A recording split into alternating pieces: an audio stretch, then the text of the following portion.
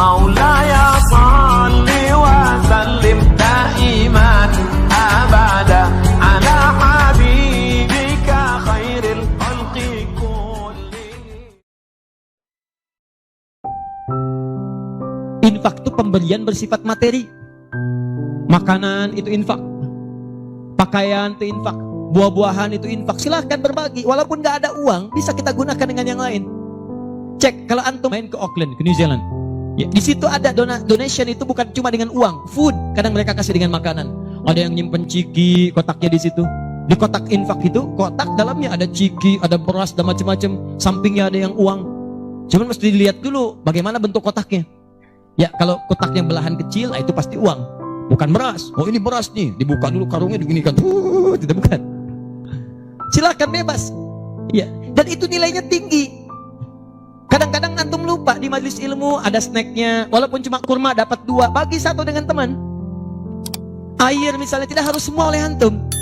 Bagi, begitu antum bagi langsung dituliskan 700 kali lipat paling minimal. Demi Allah saya katakan paling minimal 700 kali lipat. Makanya zaman Nabi itu ada satu keluarga yang berlomba tuh mendekatkan diri pada infak walaupun dirinya kekurangan. Agak aneh tuh cara berpikirnya. Ya, jadi kalau dibandingkan manusia sekarang nggak dapat tuh, nggak dapat. Saya mau tanya begini, antum di rumah persediaan, antum punya anak 2, antum dengan istri, 1 suami, 1 istri, 2 anak. Di rumah ada persediaan makanan untuk 2 anak antum saja. Antum aja nggak makan malam itu, cuma ada anak 2. Untuk mereka kalau nggak makan mereka bisa nahan lapar semalaman. Tiba-tiba antum ditawarkan oleh seseorang, ada tamu nih, mau nggak dijamu di rumah? Bisa nggak? Pertanyaan saya, kalau ada orang yang datang seperti itu ke tempat antum, Mas, ini ada tamu, saya nggak bisa jamu, bisa nggak antum jamu? Di rumah antum cuman ada makanan untuk anak-anak, antum pun nggak bisa makan. Pertanyaan saya, dijamu nggak teman itu? Kenapa diam? Hai ahli surga, kenapa diam? Lihat cara berpikirnya. Kalau cara berpikir kita hanya ke makanan saja, maka kita katakan, Ustadz, anak saya aja dapatnya makanan seperti itu, kami pun nggak makan, bagaimana bisa diberikan pada tamu? Tapi cara berpikir Tolhah dan keluarganya agak beda. Begitu Nabi katakan ada tamu, kita datang langsung angkat tangan, duluan ngangkat, padahal yang lain banyak yang punya banyak makanan. Tapi cara berpikirnya, kapan lagi saya dapat 700 lebih? Kapan lagi saya dapat? Diangkat langsung tangannya. Ya Rasulullah, saya. Sebelum yang lain ngangkat, angkat tangannya. Maka diantar kemudian ke rumahnya. Sampai di rumah, istrinya dikatakan, duhai sayang, ada titipan Rasulullah. Bahasanya bukan ada tamu, ada titipan Rasulullah. Allahu Akbar. Ada titipan Rasulullah. Maka istrinya langsung membaca, saya paham. Saya tugaskan tidur, saya bertugas menidurkan anak-anak dulu, tidurkan.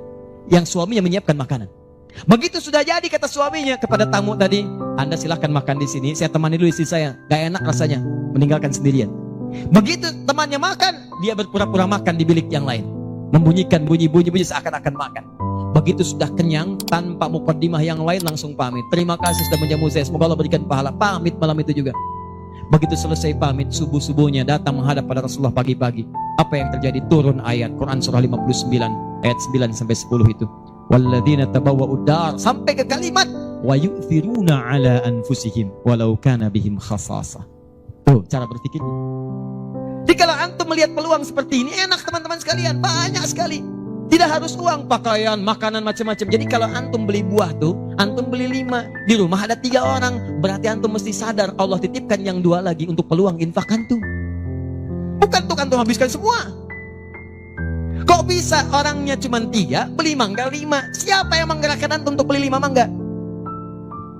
Orang cuma 3, berarti yang 2 lagi itu Allah gerakkan untuk mendapatkan pahala. Ada peluang di situ. Lu kepada siapa ya Rasulullah saya berikan? Kepada siapa ya Allah saya infakkan? Ini yang sering keliru. Kata Allah langsung turun, fi sabilillah, yang utama itu 5 dulu. 5. Kalau Anda temukan 5 ini, dia peluang infaknya sangat tinggi untuk diberikan.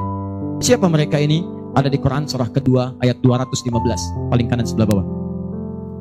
Yas'alunaka madza yunfikun. Mereka bertanya pada Muhammad sallallahu alaihi wasallam, ya, awas, apa yang harus kami infakkan? Pada siapa?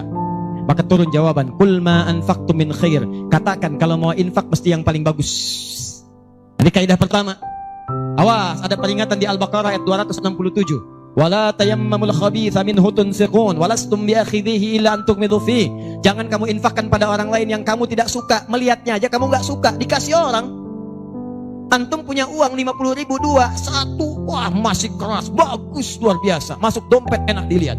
Yang kedua, wah sudah lecek, dekil of the kumal. Wah dilihat gak enak, baunya gak nyaman. Tiba-tiba ada orang lewat, Pak, sedekah Pak. Pertanyaan saya, maaf, mana yang antum berikan? Yang lecek atau yang bagus? Tuh. Ingat, kalau urusan zakat mal, berikan yang bagus. Zakat mal, pilih. Paham? 5 orang ini siapa? 1, lil walidain, orang tua. Ini orang tua ini gak pernah minta, jarang sekali. Cuman kita yang mesti paham. Kan sama, antum pun suka ngasih isyarat, mama, mama, mama, mama. Oh mau makan, makan. Mama, mama, mama, mama. Boneka, boneka. Antum setelah dewasa mesti paham. Kadang-kadang orang tua tuh gak minta, gak pengen nyusahin anaknya. Padahal orang tua udah susah, melahirkan susah, mengandung juga susah, merawat susah, menyusui susah. Sudah dewasa pun antum masih susahin juga. Kapan antum berbaktinya? Kadang-kadang cuma nanya, nelpon apa kabar. Padahal di rumahnya itu Masya Allah lagi kurang beras. Beras kurang, rezeki belum dibayar. Kirimkan, sebelum diminta kirimkan. Itu begitu antum kirimkan, demi Allah saya katakan. Di hadis Al-Bukhari, di kitab Al-Adabul Mufrad, bukan cuma mendapatkan lipatan pahala kalikan 700 lebih, tapi ridha Allah turun ke tempat antum pada saat itu. Kalau sudah turun, semua doa yang antum mintakan minimal akan dijawab pada saat itu. Itu rahasianya. Kalau dengan urusan orang tua itu udah gak usah pikir. Begitu mengatakan, nah gini-gini, tenang aja mah. Walaupun gak ada, katakan, insya Allah mah selesai. Insya Allah, berusaha antum. Begitu antum dapatkan seperti orang tua mengusahakan untuk antum dulu, maka pahala dilipat gandakan, ridho turun seketika. Kejar. Wal aqrabin, kerabat terdekat. Kerabat dibagi 2. Ada yang tempatnya jauh tapi hubungannya dekat. Punya saudara sekandung, tinggalnya di Palembang, antum di Semarang. Ayo kirimkan. Anak bibi nggak bisa nih pendidikannya, bantu. Antum ada, bantu. Nilainya tinggi, jangan dikira ringan. Nih bagian kedua nanti kalau saya terangkan banyak nih. Tenang aja, kita masih sampai subuh. Bagian kedua saya ikutin deh. Antum jual saya beli. Ya, cuman saya beli sampai 9:30. Paham? Ayo akrabin. Yang kedua itu, maaf, golongan kedua akrabin bisa tetangga. Orang yang tidak ada hubungan famili secara mahram, cuma tetangga antum. Tapi kalau yang kedua ini, Allahu Akbar, indahnya Al-Quran. Cek oleh antum, silahkan cek. Walaupun beda agama, itu tetap ada peluang infak. Gak ada ketentuan ini kecuali di Quran. Gak ada aturan ini kecuali di hadis. Buka Quran surah ke-31 ayat 15, paling kiri sebelah atas. Ada anak muslim, orang tua belum Islam, belum dapat hidayah. Kata Allah, urusan untuk ibadah pisahkan. Orang tua jangan paksa, doakan dia, silahkan dakwahi. Tapi urusan dunia, wasahibhuma fid dunya ma'rufa. Wa in jahadaka ala an tusyrika bima laysa laka bihi ilmun fala tuti'huma. Urusan ibadah masing-masing, kalau diajak-ajak enggak usah ditaati, tolak dengan cara yang lembut. Tapi kalau urusan dunia, bagi. Antum muslim, orang tua belum Islam, antum punya kelebihan, uang agak banyak, melimpah, makanan ada, bagi. Kata Allah, jangan lihat kemudian kepercayaannya karena dia belum muslim, bagi. Indah teman-teman sekalian. Dan itu ada pahalanya. Begitu antum berikan, masuk yang halal. Begitu halal masuk, kan haram keluar. Kan cara berpikirnya begitu. Halal masuk, yang haram keluar. Begitu keluar, sekat di hatinya terbuka. Karena yang haram itu saat masuk di hadis Muslim, haram masuk naktah sauda, noda hitam. Noda menutup. Kalau masuk jadi daging dia, antum misal, niyadzubillah, bukan antum, ada orang lain konsumsi yang haram. Yang haram masuk ke dalam mulutnya, masuk ke tubuhnya, beredar dengan darah, jadi daging, masuk ke telinga. Quran surah 6 ayat ke-25. Wa fi adhanihim waqra, di telinganya ada sumbatan. Maka yang haram cepat kedengaran, yang halal susah. Masjid dekat, suaranya dekat, Allahu Akbar, susah. Tapi konser yang macam-macam, yang joget, yang ini, yang itu, nyampe tuh konser di Jakarta, dari Semarang tembus ke sana. Wa ala absarihim ghishawah, masuk ke mata jadi penghalang, nutup. Quran surah kedua ayat ke-7. Gak kelihatan. Orang ke masjid itu bukan gak kelihatan, nampak, cuman gak ada dorongan. Akhi, ayo ke masjid. Ya, alhamdulillah, nanti. Padahal yang besar lewat, kecil lewat. Yang paling aneh tuh begini, kok bisa antum lewat depan masjid padahal bisa lewat jalan lain? Kenapa Allah antarkan sampai lewat depan masjid? Jadi kalau sudah Allah antarkan ke tempat-tempat yang baik, belum ingat Allah juga, antum mesti diantarkan kemana lagi? Tuh. Kok bisa antum lewat dengar adzan padahal bisa antum lewat jalan lain gak kedengaran adzan? Kenapa Siapa kemudian yang dengar antum? Kok bisa lewat jalan itu kelihatan mata, padahal bisa ada jalan lain. Kok bisa ngelihat? Kalau Allah sudah berkehendak kebaikan, antum masih belum bisa membacanya, masih ditanya. Itu pasti ada maksiat masuk. Caranya keluarkan. Kalau yang haram masuk, masukkan yang halal. Maka yang haram akan dihancurkan. Hancur, hancur, hancur. Kemudian muncul yang halalnya. Kalau halal sudah masuk, maka hati itu akan mudah untuk mendekat kepada Allah. Doakan, doakan, doakan. Demikian tetangga kita. Jangan dikira tetangga antum yang muslim saja. Mungkin kita ada non-muslim samping kita. Mungkin ada yang Kristen, ada yang Hindu, yang Buddha. Dalam hubungan keduniaan indah. Silahkan berbagi. Apa antum gak pernah dengar hadis Nabi? Siapa yang masak makanan, baunya sampai ke tetangganya, maka bagilah dia walaupun cuma kuahnya. Tapi maksudnya bukan daging yang antum makan, kuahnya antum bagi. Bukan. Tidak. Maksud hadis itu walaupun cuma masak kuah, bagi juga supaya dia tidak negative thinking, tidak salah paham. Antum gak ada ayam, adanya singkong, cuma dimasak bumbu opor. Bumbunya opor, tapi dagingnya singkong. Dimasak gak antum bagi, tetangga bilang, oh masak opor enak nih, padahal singkong. Dibagi walaupun cuma kuahnya. Tapi pertanyaan saya, apakah hadis itu mengatakan kalau tetangga anda muslim saja? Tidak. Never. Walaupun dia non muslim, masak. Bagikan sebelum dia menghirup baunya, ketuk pintunya. Begitu dia ketuk, dia keluar. Ada apa pak? Ini ada makanan, walaupun sedikit, mudah-mudahan bisa bermanfaat.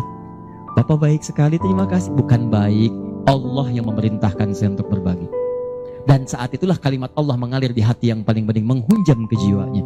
Masuk jadi hidayah. Masya Allah, besok-besok dia ketuk pintu kan, Assalamualaikum, udah bisa Assalamualaikum tuh. Sebelumnya tidak. Begitu dibuka sambil mengembalikan yang kemarin, ya panci yang kemarin dikembalikan. Pak, ini apakah Allah sudah memerintahkan berbagi lagi hari ini? Oh, lumayan. Nggak ada aturan kalau bukan non muslim jangan bagi. Nggak ada, indah dalam Islam itu. Jadi walaupun anda kasih ke yang non muslim, pahala dituliskan. Jadi jangan pilih-pilih kalau urusan dunia. Anda masak, ini samping Islam, sampingnya lagi Kristen, sampingnya lagi kemudian muslim, non muslim. Bagi yang muslimnya, yang non muslim tidak.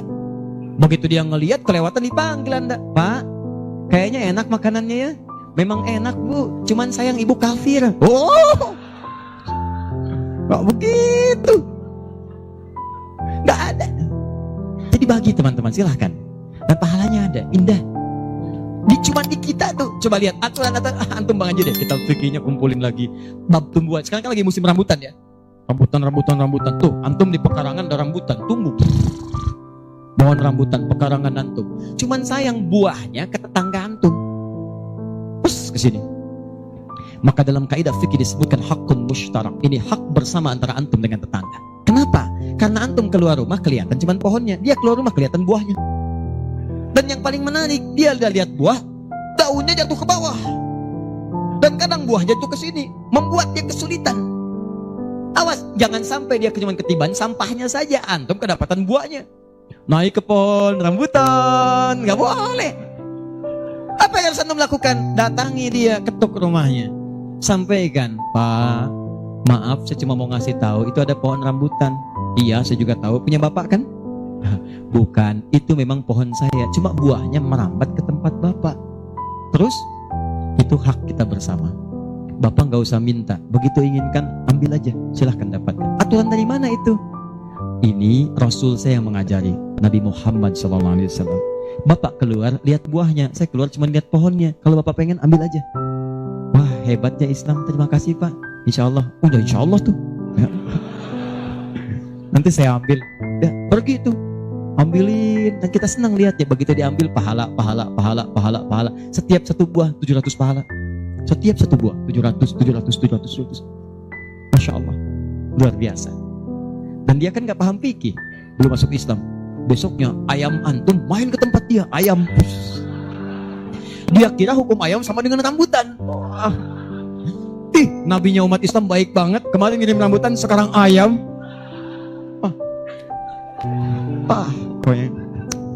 Mungkin ayam itu akan menggendong antum ke surga ya? Infak tuh. Nah pertanyaan saya, antum punya agenda berapa untuk infak tuh? Coba lihat, kadang-kadang kan ada anak yatim samping. Gak usah terpikir banyak uang, pakaian, buka ya, buka tuh pakaian antum, masuk ke kamar, buka. Begitu dibuka, berapa banyak koleksi pakaian antum? Coba cuma pesen ya, cuma pesen satu aja. Mohon maaf ya, maaf sekali. Jangan sampai ada pakaian, walaupun sehelai itu, yang belum pernah dipakai ibadah. Usahakan setiap yang kita gunakan jadi saksi di akhirat bahwa dia pernah dipakai ibadah, karena semua akan bicara. Tuh lihat kaos, bagian dalam, celana, bagian luar, semua cek lagi semua. Dan kalau sudah itu antum pakai, ada yang lain gak kepake, bukan gak kepake. Boleh jadi itu dititipkan oleh Allah kepada antum untuk menjadi pahala antum dengan itu. Sebab mudah bagi Allah menitipkan pada yang lain. Kenapa dipilih antum? Supaya dapat bagian pahalanya. Jelas? Supaya dapat